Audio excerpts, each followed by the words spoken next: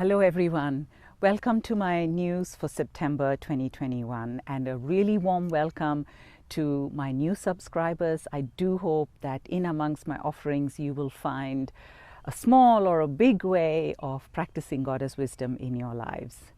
I just wanted to share with you that in these times more than ever, I realize why I do this practice, why I'm so passionate about offering this practice, and how everything that I hear from the women that practice with me, either individually or in the group programs, it just makes me commit myself more in this work and in offering this work. I have not seen a practice that is so relevant to these times as the ancient philosophy and practice of Goddess wisdom. And let me just share with you why I say that. There is this stereotype about goddess practices, particularly in the West, that goddess practices are about overturning things, dismantling things, creating chaos. It's about darkness.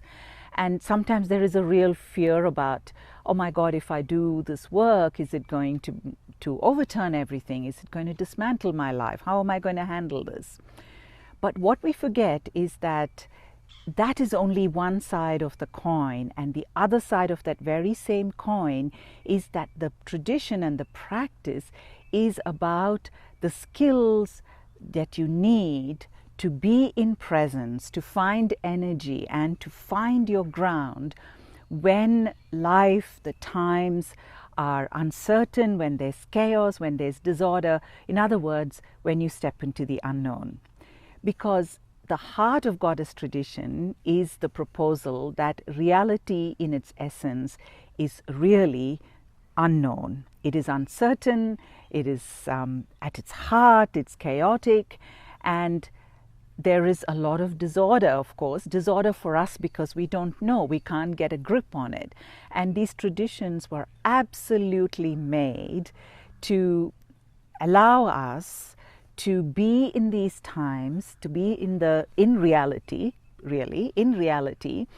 embracing the uncertainty. So not by ignoring it, not by escaping it. The goddesses were very pragmatic. They didn't propose that we transcend the body, we transcend life, or we go off into a cave to meditate, or run away from it, overcome it. But it was about being completely present to all the possibilities of the unknown, all the possibilities in uncertainty and what we call disorder and chaos. And in that openness there's a lot of energy. So that's what the practice is about. How do you find the energy in these times of fear and anxiety? How do you maintain your equilibrium? And how do you hold your ground? How do you stay your ground right in the midst of what we experience as chaos or the unknown or fear? So this was the teaching of the Goddess tradition, and I can't tell you how passionately I feel that this is such an important practice in the times we live in. Because when we are in moments of uncertainty and we look for the easy answers, as we do, then we have these deep polarizations and divisions, and that's what we see now. Really kind of this tribalism, very patriarchal tribalism, where people are attacking each other, people are afraid and they are divided, and you have to sign up to things.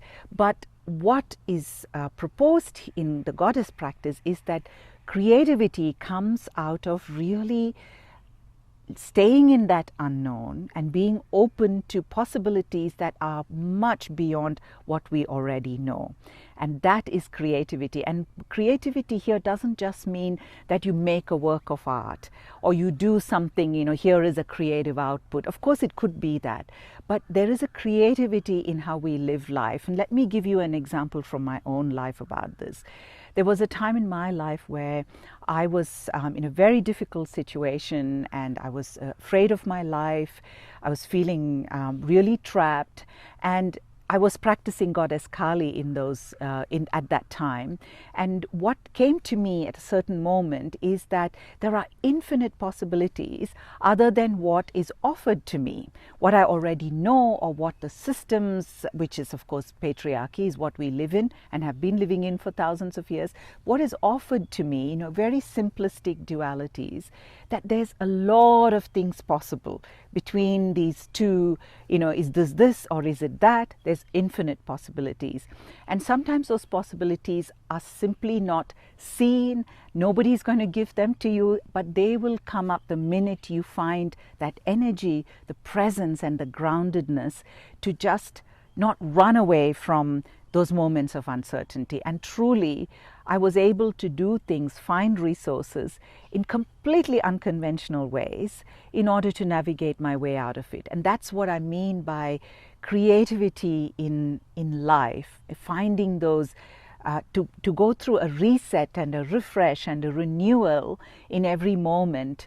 And through that, you find really creative ways of just living day-to-day life, just living very simple day-to-day lives. And when I practice with women, this is what I hear from them. The way that the goddess practice infuses their lives is really simple, but it is the everyday, day-to-day things becoming creative, becoming pleasure-filled, even in the midst of a battle or chaos. That is the goddess practice, is holding pleasure in the midst of everything. And through the pleasure comes creative ways of navigating our lives in these times of uncertainty. So I do hope that you will find some of the practices that I offer helpful in these times. And what I will do is, if you're watching this through my newsletter, I will provide you links to some practices that I have posted on YouTube. There are practices about finding energy through moments of fear, so not by running away from fear, but by moving from fear to fearsomeness, or from terror to being terrifying, that beautiful fluidity. And there are some deities that help you find the energy in your moments of fear through that. There's another practice about equilibrium, finding your equilibrium, and of course my favorite practice, which is the pot practice, and that's really about very simply finding your ground in moments where you feel like the earth is shifting under you.